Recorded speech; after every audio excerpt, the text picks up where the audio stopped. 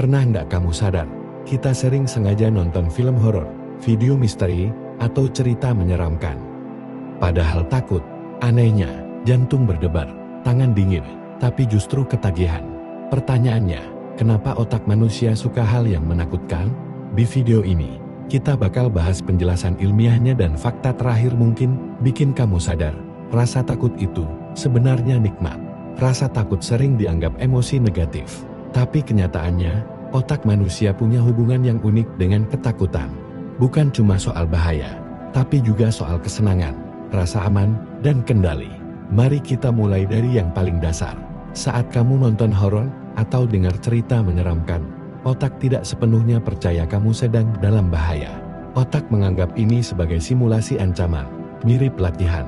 Tubuh bereaksi seolah-olah ada bahaya, detak jantung naik, napas cepat, tapi bagian otak lain tahu bahwa kamu sebenarnya aman. Ini seperti naik roller coaster, menakutkan, tapi terkendali. Saat merasa takut, tubuh melepaskan adrenalin dan dopamin. Adrenalin bikin tubuh waspada. Dopamin adalah hormon yang sama yang muncul saat kita merasa senang atau puas. Kombinasi inilah yang membuat rasa takut terasa menegangkan tapi nagih. Itulah sebabnya, setelah adegan horor selesai, banyak orang malah tertawa atau merasa lega. Ketakutan di dunia nyata terasa mengerikan karena kita tidak punya kendali. Tapi dalam film, cerita, atau video misteri kamu bisa pause, tutup video, ganti tontonan. Otak menyukai ilusi kendali ini. Kita bisa merasakan takut tanpa benar-benar kehilangan keamanan. Saat takut, bagian otak bernama amigdala menjadi sangat aktif. Ini membuat perhatian kita meningkat drastis. Itulah sebabnya, cerita horor mudah diingat, misteri lebih bikin penasaran, hal menegangkan susah dilupakan. Otak kita memang berevolusi untuk mengingat ancaman demi bertahan hidup.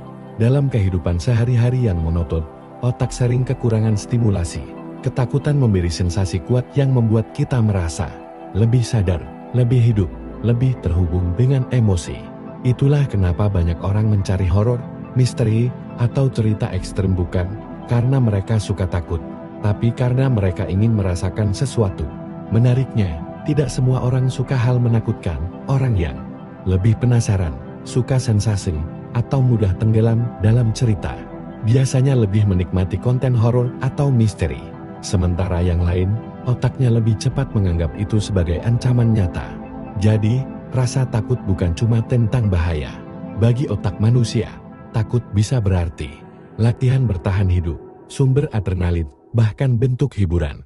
Dan mungkin itulah alasan kenapa sampai sekarang kita masih suka mencari hal-hal yang membuat kita merinding. Kalau kamu tertarik dengan fakta-fakta tentang cara kerja pikiran manusia, kamu bisa lanjut ke video berikutnya di channel ini. Karena semakin kita memahami otak, semakin kita paham kenapa kita bertindak seperti sekarang.